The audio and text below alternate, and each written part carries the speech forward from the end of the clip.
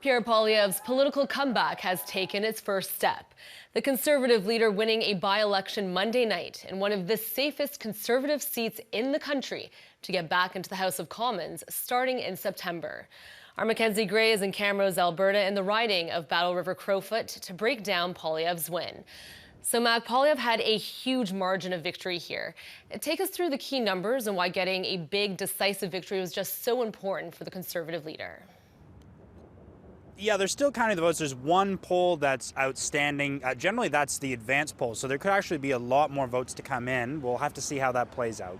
But as it stands now, Mr. Poilievre has won by 70% of the vote. He got 80.4% of the vote. The next closest person, 70 points away. And that's basically right in line with what Damien Couric, the former MP in this riding who resigned to allow Mr. Poilievre to run, got in the last general election. A lot of political observers, and I know Conservatives too that I was speaking with, was looking to see what that margin was going to be. If that margin was much smaller than what things had been before in this riding, and as you mentioned in the introduction, this has been a riding that has been reliably Conservative by massive margins. That could have been a concern for Mr. Poilievre, but he has met the bar. If this is high jump, this is the first bar that he needs to cross, and he's done so emphatically last night, getting a fairly good chunk of the vote here, as we say, relative to what has happened before. And also voter turnout for a by-election, which is normally quite dismal, was pretty good here yesterday.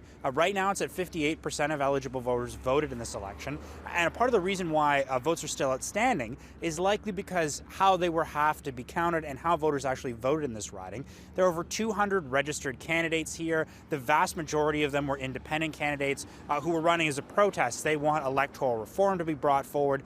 That meant that there wasn't actually a regular ballot where you'd normally mark an X in. Folks had to write the name of the candidate out, and we actually saw in the riding here, there were a bunch of Poilievre signs that had, kind of a fake ballot and had Mr. Poilievre's name written in it. And so that was a part of the reason that we heard from Elections Canada as to why the vote count took so long. But that really didn't stop Mr. Poilievre. With only 6% of the vote counted last night, he came out and gave his victory speech. The first of many speeches we're likely to hear from Mr. Poilievre, because he's going to be back in Ottawa in September, facing off with Mark Carney in the House of Commons. Well, Mac, Poilievre spoke for about 15 minutes at that victory party last night, and you were in the room. So what were the key points he made? Yeah, there's kind of the personal side of things and the policy side of things for Mr. Poilievre. We'll start with the personal. At one point he almost started crying, kind of talking about the folks that he had met in the riding, who had been telling them difficult things that they'd gone through in life.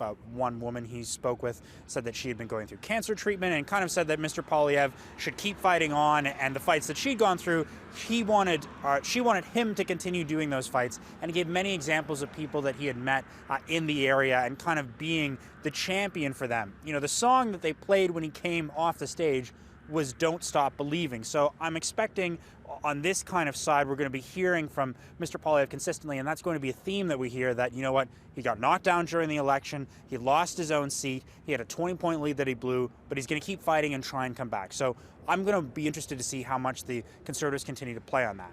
On the policy side, it was really Mr. Poilievre's greatest hits. A lot of things we heard about during the election, talking about cost of living, crime issues. Crime was certainly something that in the election the Conservatives really had a strong advantage over the Liberals on. Talking about building more natural resources projects, of course, that's a big winner out here in rural Alberta. But also something that I think is a different tone than what we've heard from Mr. Poilievre compared to what we saw during the election was on immigration. And last night he said that there needs to be fewer people coming in than need to be leaving, that more people need to be leaving Canada than we are currently being admitted. Mr. Poilievre didn't go nearly as hard on immigration as we've heard him since the election.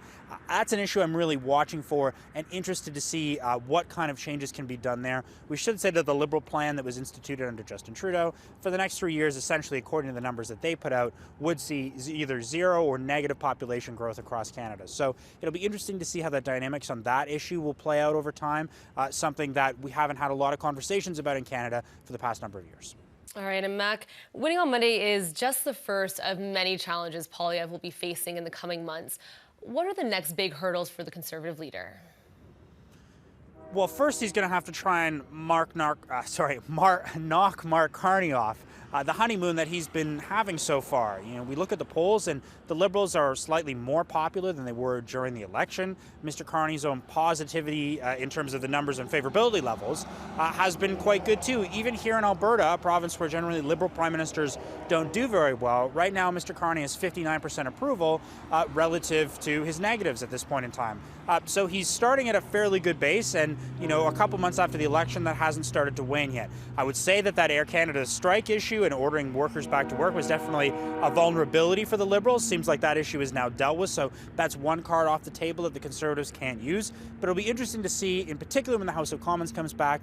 We saw Mr. Poilievre be a very effective communicator against Justin Trudeau, and the Conservatives really like to clip those clips up from the House of Commons, quickly put them out on social media. They basically use the House of Commons as kind of a video studio to try and put things out on social media. It'll be interesting to see those dynamics between Mr. Poilievre and Mr. Carney at that point in time. Still a long road ahead. That is Global's Mackenzie Gray reporting from Camrose, Alberta. Mac, thanks so much for the breakdown.